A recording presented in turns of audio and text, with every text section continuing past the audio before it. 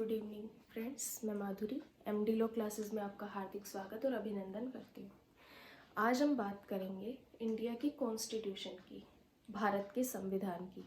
हम जब एलएलबी में पढ़ते थे तो हम सब ने एक बार तो कॉन्स्टिट्यूशन पढ़ा ही है एलएलबी के टाइम में, और जो कंपटीशन लेवल की तैयारी करते हैं उनके लिए भी कॉन्स्टिट्यूशन आता है, चाहे आरजेएस, जेएलओ, एपीओ कुछ भी ले लो, उसमें कॉन्स्टिट्यूशन आता ही है, यानी कि किसी भी स्टेट की।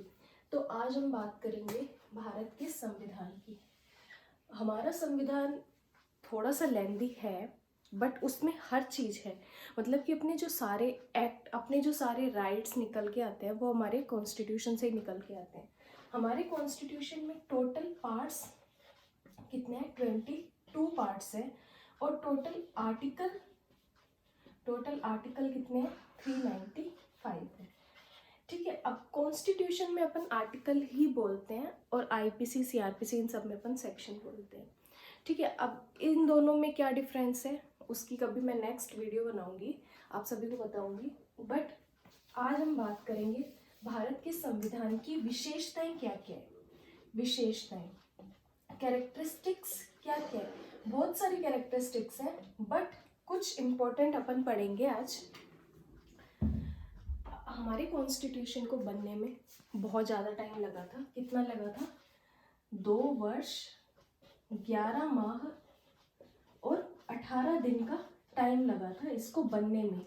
2 ईयर 11 मंथ्स और 18 डेज का टाइम लगा था हमारे कॉन्स्टिट्यूशन को बनने में।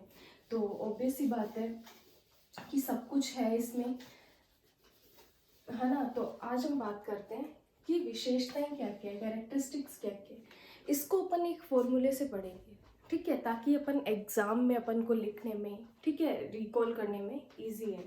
तो अपना फॉर्मूला क्या होगा? सड़क, है ना। हाँ, इजी सा है ना, सड़क। यानी कि एक याद रहेगा, कॉन्स्टिट्यूशन यानी अपने संविधान की विशेषताएं कैसे लर्न करनी है अपन को? सड़क से। मतलब S का 4, A का क्यूब और D का स्क्वायर, SADK, सड़क, है ना। इसमें अपन 10 विशेषताएं कवर करेंगे। सबसे पहले अपन बात करते हैं SK4 की।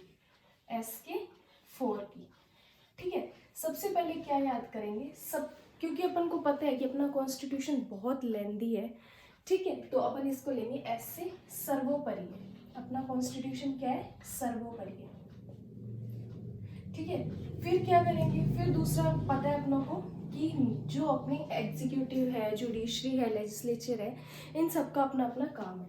तो अपनी जो स्वतंत्र न्यायपालिका, स्वतंत्र न्यायपालिका। देन सेकेंड, थर्ड क्या है? ऐसे शक्तियों का विभाजन। शक्तियों, जो जिनकी सबकी पार्ट्स है वो अलग अलग है, सब में अलग अलग डिवाइड कर रखी है, शक्तियों का विभाजन। फिर ऐसे क्या है? जो सत्ता है, अपनी सत्ता का विकेंद्रीकरण है, सत्ता का विकेंद्रीकरण, है ना। तो S4 अपना क्लियर हो गया। S से सर्वोपरि है, S से स्वतंत्र न्यायपालिका है, S से शक्तियों का विभाजन है और S से सत्ता का विकेंद्रीकरण है, ठीक है। अब बात करते हैं अपने A की, है ना। A की क्या है? अपने पास क्यूब है, मतलब A की 3। अपन पढ़ते थे ना स्कूल टाइम में कि ये क्यूब है, ये स्क्वायर है, वैसे ही अब A की क्यूब क्या आती है अपनी? A से क्या है? अपनी आपातकाल के, इमरजेंसी के प्रोविजन से, आपातकाल के प्रावधान दिए हुए हैं, है ना, कॉन्स्टिट्यूशन में। फिर क्या है? एकल नागरिकता है, एकल नागरिकता है। मतलब कि अपन इंडिया में है तो अपने ओनली इंडिया की सिटीजनशिप ले सकते हैं। अगर अपन इंडिया से अमेरिका चले जाते हैं तो अपन वहाँ की सिटीजनशिप लेंगे और अपनी इंडिया की जो सिटीजनशिप है वो अपनी कैंसिल हो जाएगी, ठीक है। और ए से क्या है? ये अंशतः कठोर है और अंशतः लचीला है ना, और अंशतः लचीला है। मतलब कि जहाँ इसको स्ट्रिक्ट होना चाहिए वहाँ स्ट्रिक्ट भी है, और जहाँ इसको लिबरल होना चाहिए वहाँ ये लिबरल भी है, ठीक है। अब A की क्यूब भी अपनी हो गई, S की 4 पड़ी, ए की क्यूब पढ़ी, एस की फॉर्म में क्या क्या पढ़ा आप लोगों ने, सर्वोपरि है, सत्ता का विकेंद्रीकरण है, स्वतंत्र न्यायपालिका है और शक्तियों का विभाजन है।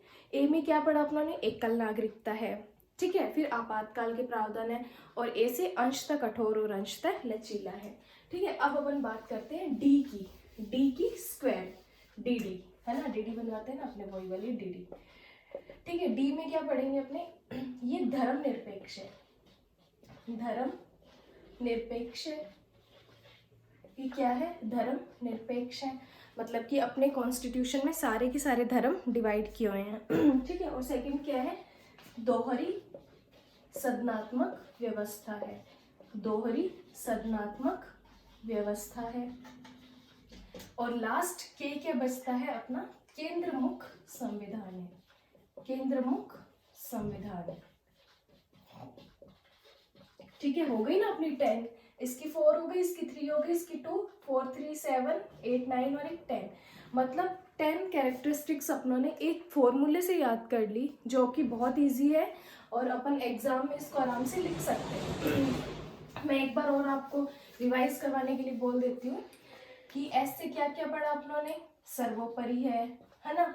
एस से और क्या पढ़ा आप लोगों ने, स्वतंत्र न्यायपालिका है, ठीक है। और एस से क्या पढ़ा आप लोगों ने, शक्तियों का विभाजन है, ठीक है। और एस से क्या पढ़ा आप लोगों ने, सत्ता का विकेंद्रीकरण है, ठीक है। फिर ए से पढ़ा आप लोगों ने, इसमें आपातकाल के प्रावधान है। ए से पढ़ा आप लोगों ने, ये अंशतः कठोर और अंशतः लचीला है, ठीक है। ए से क्या पढ़ा आप लोगों ने, एकल नागरिकता है। फिर डी से पढ़ा आप लोगों ने, दोहरी सदनात्मक व्यवस्था है, दोहरी सदनात्मक व्यवस्था है। और डी से क्या पढ़ा था आप लोगों ने, दोहरी सदनात्मक व्यवस्था है। और डी से पढ़ा था आप लोगों ने, धर्मनिरपेक्ष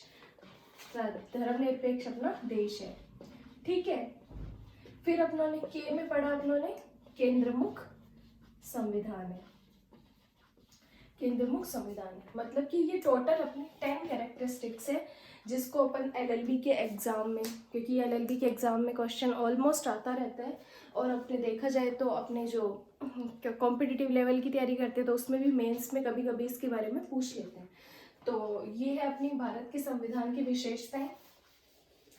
इसके अलावा यदि आपका कोई ऐसा क्वेरी है, यदि आपका कोई ऐसा क्वेश्चन है जो आपको नहीं समझ में आ रहा, तो आप मुझे कमेंट बॉक्स में कमेंट कर सकते हैं कि नेक्स्ट वीडियो इस टॉपिक पे बनाई जाए। तो मैं ट्राई करूँगी कि उसी टॉपिक पे नेक्स्ट वीडियो बनाऊँ। And thank you so much. अगर आपको ये वीडियो थोड़ी सी भी हेल्पफुल लगी हो तो प्लीज़ चैनल को सब्सक्राइब कर देना और वीडियो को लाइक कर देना। Thank you.